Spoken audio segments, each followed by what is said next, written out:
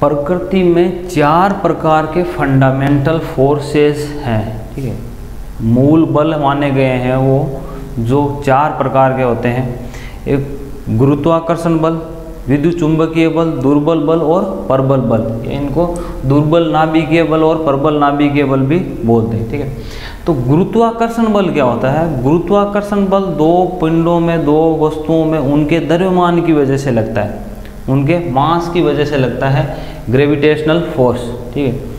और ये आकर्षण की प्रकृति का होता है, ठीक है। हम मेनली है वो आज गुरुत्वाकर्षण के बारे में ही पढ़ेंगे कि गुरुत्वाकर्षण बल और गुरुत्व क्या होता है, ठीक है। तो पहले हम थोड़ा बहुत इनके बारे में जान लेते हैं कि ये बाकी जो फंडामेंटल फोर्सेज है वो क्या होता है। गुरुत्वाकर्षण बल होता है जो किसी भी वस्तु में किन्हीं 2 पिंडों के मध्य उनके द्रव्यमान के कारण लगता है और ये हम सदैव आकर्षण की प्रकृति का होता है, ठीक है। और विद्युत चुंबकीय बल होता है, देखिए जहाँ विद्युत धारा बहती है, अगर किसी भी मेटल में या तार में जैसे विद्युत धारा अगर प्रवाहित हो रही है तो उसके चारों ओर विद्युत क्षेत्र होगा और वहाँ चुंबकीय क्षेत्र भी होगा, ठीक है। विद्युत क्षेत्र और चुंबकीय क्षेत्र होता है, उसकी वजह से जो बल लगता है उनमें आपस में, जो उसको हम बोलते हैं विद्युत चुंबकीय बल। और दुर्बल बल होते हैं जैसे रेडियो एक्टिव पदार्थ होते हैं, उनमें बीटा से के उनमें संयुक्त होता है, तो उसमें होता है दुर्बल बल है, वो दुर्बल बल है, ठीक है। और प्रबल बल होते हैं जैसे ये अपने परमाणु है, उसके नाभिक में जो प्रोटॉन्स और न्यूट्रॉन्स है, वहाँ जो नाभिक में जो बल लग रहे होते हैं उनको हम बोलते हैं प्रबल बल, उनको हम बोलते हैं प्रबल बल। ये भी आकर्षण की प्रकृति के होते हैं, ठीक है। पर इनकी जो परास होती है, मतलब इनकी जो रेंज होती है, प्रबल बलों की रेंज होती है वो कम होती है, प्रबल बलों की रेंज होती है वो कम होती है, ठीक है।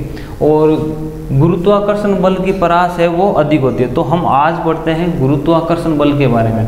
तो देखिए गुरुत्वाकर्षण बल है वो किन्हीं 2 पिंडों के मध्य उनके द्रव्यमान के कारण लगता है। गुरुत्वाकर्षण बल है वो किन्हीं 2 पिंडों के मध्य उनके द्रव्यमान के कारण लगता है, ठीक है।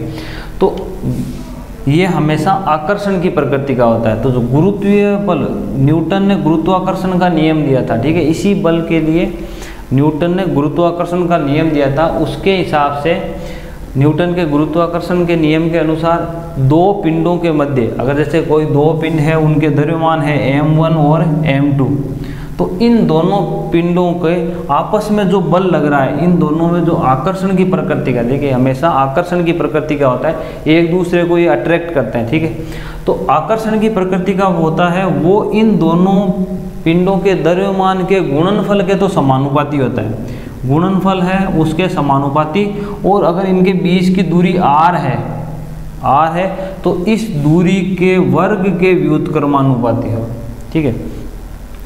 m1 और m2 के प्रोडक्ट के तो प्रोपोर्शनल होता है, और जो इनके बीच की डिस्टेंस होती है उसके स्क्वायर के एंटी प्रोपोर्शनल होता है, ठीक है। तो जो इसको हम यहाँ गुरुत्वीय नियतांक काम में लेते हैं g, ठीक है। g गुरुत्वीय नियतांक काम में लेते हैं, और इस गुरुत्वीय नियतांक का मान होता है 6.67 इंटू 10⁻⁻11 न्यूटन मीटर स्क्वायर पर किलोग्राम स्क्वायर। ये g का मान होता है, गुरुत्वीय नियतांक g का मान होता है। तो देखिए गुरुत्वाकर्षण बल के बारे में आपको क्या चीज़ ध्यान में रखती है, ये 2 पिंडों के मध्य उनके द्रव्यमान के कारण लगता है, 2 पिंडों के मध्य उनके द्रव्यमान के कारण लगता है, आकर्षण की प्रकृति का होता है, ठीक है। और जो 2 पिंडों के मध्य गुरुत्वाकर्षण बल लग रहा है वो उनके बीच की दूरी के व्युत्क्रमानुपाती होता है, ये संरक्षी बल होता है, ठीक है। केंद्रीय प्रकृति का बल होता है ये, ठीक है, संरक्षी बल होता है और केंद्रीय प्रकृति का बल होता है।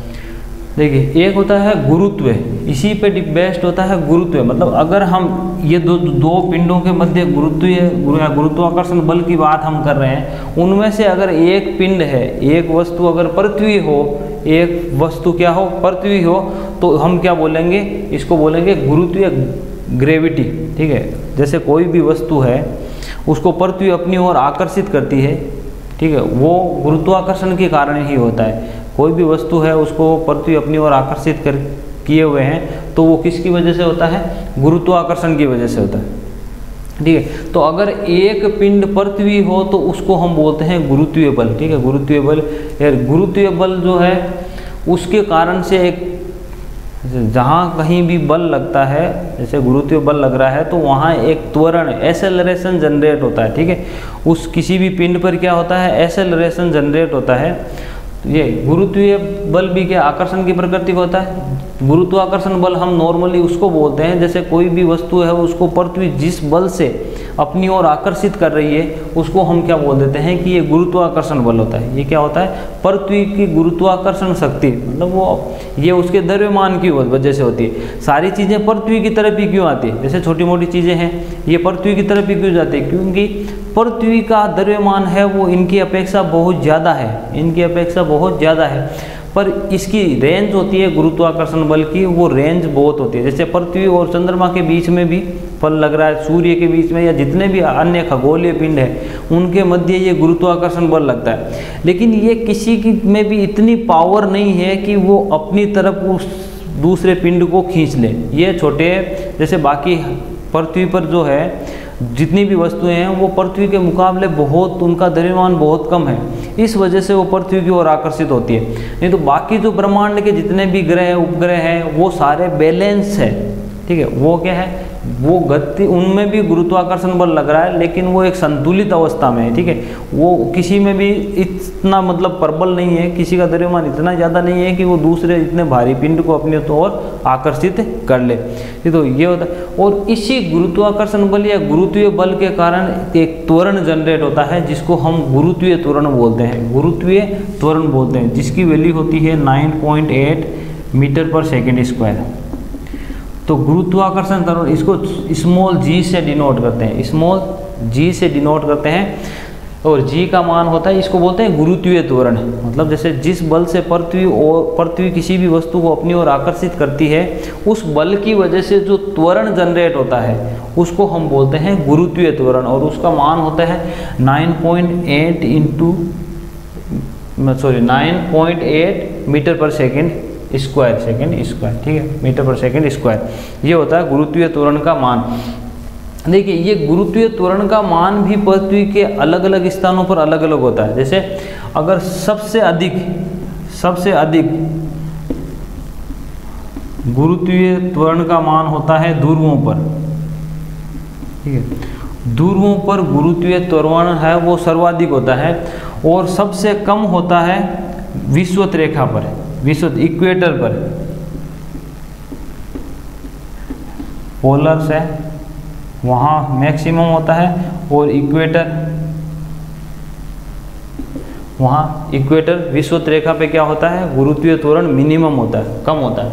और अगर हम पृथ्वी से, देखिए पृथ्वी से ऊपर की तरफ या पृथ्वी के अंदर की तरफ कोई भी वस्तु अगर ऐसा कर रही है कि वो पृथ्वी से ऊपर की तरफ जा रही है या नीचे की तरफ जा रही है, तो उस कंडीशन में जो गुरुत्वीय त्वरण का मान है वो कम होता है, दोनों ही कंडीशन में। अगर हम पृथ्वी के अंदर किसी पिंड, जैसे किसी पृथ्वी ये, और यहाँ क्योंकि ये तो केंद्र की वजह से जो गुरुत्वाकर्षण बल है उसके केंद्र की तरफ लगता है, तो यहाँ अगर वस्तु रखी हुई है, इस वस्तु और कि केंद्र के बीच में अगर जो बल लगेगा तो वो जी का मान क्या हो जाएगा, कम। इसी प्रकार अगर यहाँ से ऊपर की तरफ कोई वस्तु है, उन दोनों की बात करें तो भी जी का मान क्या होता है, कम।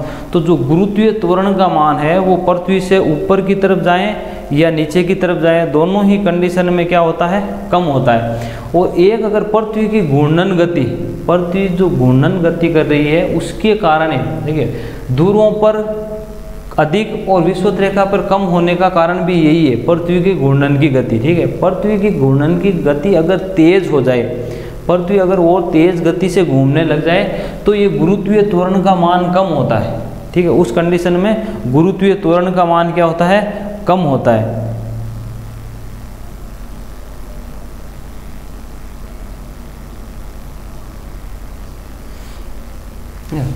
ये चीज़ होती है गुरुत्वीय त्वरण के बारे में, ये बात होती है गुरुत्वीय त्वरण के बारे में। देखिए एक इसी से रिलेटेड, जैसे भार, हमने द्रव्यमान, देखिए ये जो बल लगता है वो द्रव्यमान की वजह से लगता है, किसी भी वस्तु में उसके द्रव्यमान की वजह से बल लगता है, ये गुरुत्वाकर्षण बल, ठीक है। अब भार क्या होता है, जैसे कोई भी m द्रव्यमान की वस्तु है, m द्रव्यमान की वस्तु है, उसको पृथ्वी जिस बल से अपनी ओर आकर्षित करती है, ठीक है, उसको हम बोलते हैं भार, ठीक है, mg, ठीक है। इसका मात्रक भी न्यूटन होता है। तो जिस बल से पृथ्वी किसी भी वस्तु को अपनी ओर आकर्षित करती है, उस बल को हम क्या बोल देते हैं, भार बोलते हैं, ठीक है। तो भार और द्रव्यमान अलग अलग होता है, ठीक है। द्रव्यमान किसी भी, देखिए द्रव्यमान है वो किसी भी वस्तु का परिवर्तित नहीं होता है। जैसे द्रव्यमान क्या होता है, जैसे जो वस्तु जिस मैटर से बनी हुई है वो उसका द्रव्यमान होता है, और द्रव्यमान है वो कभी चेंज नहीं होता है। अगर आप कहीं चले जाओ, द्रव्यमान हमेशा समान रहेगा। जैसे पृथ्वी पर है या चंद्रमा पर है या किसी और ग्रह उपग्रह पे जाओ, ठीक है, तो द्रव्यमान हमेशा सेम रहता है। लेकिन जो भार है वो डिपेंड करता है इस जी पे, गुरुत्वीय त्वरण पे डिपेंड करता है। तो गुरुत्वीय त्वरण का मान अगर बढ़ रहा है और कम हो रहा है तो उसके अकॉर्डिंग भार है, वो वस्तु का भार है वो चेंज होता है। तो इसमें हम एक बात करते हैं लिफ्ट की, ठीक है। अगर लिफ्ट है, लिफ्ट के बारे में सबने सुना है, अगर लिफ्ट ऊपर की तरफ जा रही है, अगर लिफ्ट ऊपर की तरफ जाती है तो भार है किसी भी व्यक्ति को, जो लिफ्ट में बैठा हुआ व्यक्ति है, उसको अपना भार बढ़ा हुआ प्रतीत होता है, उसको लगता है जैसे वो और भारी हो गया है, ठीक है। और अगर नीचे की तरफ आती है लिफ्ट तो उसको भार अपना कम, वो अपने आप को हल्का महसूस करता है, ठीक है। कोई भी व्यक्ति क्या करेगा, हल्का महसूस करेगा। जैसे चंद्रमा की बात करें तो चंद्रमा पर जो गुरुत्वीय त्वरण है वो पृथ्वी की अपेक्षा उसका छठा हिस्सा है, मान लो 1/6। तो अगर हम पृथ्वी और चंद्रमा की बात करें तो चंद्रमा पर गुरुत्वीय त्वरण क्या होगा, कम। तो वहाँ पर व्यक्ति है वो अपने आप को हल्का महसूस करता है, वहाँ पे व्यक्ति क्या करता है, अपने आप को हल्का महसूस करता है। तो लिफ्ट में अगर ऊपर की तरफ कोई व्यक्ति लिफ्ट ऊपर की तरफ जा रही है तो वो व्यक्ति भारी महसूस करेगा खुद को, और नीचे की तरफ आ रही है तो हल्का महसूस करेगा। इसी प्रकार अगर स्वतंत्रता पूर्वक कोई लिफ्ट गिर रही है, स्वतंत्रता को अगर बाई चांस कभी टूट जाए और वो स्वतंत्रता पूर्वक गिर रही है तो उसमें भारहीनता की स्थिति आ सकती है, भारहीनता की स्थिति। या फिर हम कहें कि अगर वस्तु के द्रव्यमान, जो उसके अंदर व्यक्ति बैठा है, उसके से ज़्यादा त्वरण से अगर लिफ्ट है वो गति करती है तो व्यक्ति होता है वो उसकी लिफ्ट की छत पे चिपक जाता है, मतलब ऊपर की साइड वो चिपक जाता है, और वो जो पिंड है, वो लिफ्ट है वो ज़्यादा तेज़ गति से उस कंडीशन में वो भारहीनता की कंडीशन भी आ जाती है, ठीक है, भारहीनता। ठीक है, जैसे अंतरिक्ष में कोई भी व्यक्ति जाता है तो वहाँ भारहीनता की कंडीशन होते हैं। उसी प्रकार अगर स्वतंत्रता पूर्वक लिफ्ट गिरे, ठीक है, तो वहाँ भी भारहीनता की स्थिति या कंडीशन आ सकती है या आती है।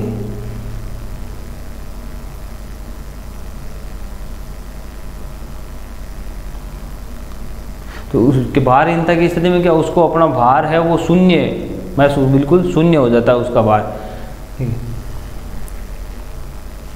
तो ये होता है गुरुत्वाकर्षण बल और गुरुत्वीय बल, जिसको हम बोलते हैं पृथ्वी जिस बल से पृथ्वी किसी भी पिंड को अपनी ओर आकर्षित करती है। तो ये पृथ्वी पर उसके मतलब कि जिन पिंडों पर दो पिंडों के मध्य लगता है हमेशा आकर्षण की प्रकृति का होता है, और आकर्षण की प्रकृति का होता है। केंद्रीय बल होता है, संरक्षी बल होता है, ठीक है, केंद्रीय बल होता है, संरक्षी बल होता है, ठीक है। एक इसमें बात करते हैं पलायन वेग की। जैसे पृथ्वी पर हम कोई भी वस्तु है वो ऊपर की तरफ फेंकते हैं तो वो नीचे आती है, लेकिन एक वेग ऐसा होता है क्योंकि हम उसको इतने बल से या इतने वेग से नहीं फेंकते, इसलिए वो नीचे आ जाती है। लेकिन अगर हम उसको एक वेग, जिसको हम बोलते हैं पलायन वेग, ठीक है, क्या बोलते हैं, पलायन वेग। अगर किसी वस्तु को इस पलायन वेग से फेंके, इस पलायन वेग का मान होता है 11.2 किलोमीटर पर सेकंड, ठीक है, इतना इसका मान होता है। अगर हम 11.2 किलोमीटर पर सेकंड की स्पीड, 11.2 किलोमीटर पर सेकंड की स्पीड से, गति से या वेग से किसी भी वस्तु को बाहर की साइड फेंकें पृथ्वी से ऊपर की तरफ, तो वो पृथ्वी के गुरुत्वाकर्षण बल के जो रेंज होती है उससे बाहर चली जाती है, फिर वो वापस लौट के कभी पृथ्वी पे नहीं आती। तो पलायन वेग का ध्यान रखिए, पलायन वेग वह वेग होता है जिससे अगर हम किसी वस्तु को अंतरिक्ष में फेंकें या पृथ्वी से बाहर की तरफ फेंकें तो वो फिर लौट कर पृथ्वी पर वापस से नहीं आती है, ठीक है। तो ये छोटी सी चीज़ें होती है गुरुत्वाकर्षण बल के बारे में।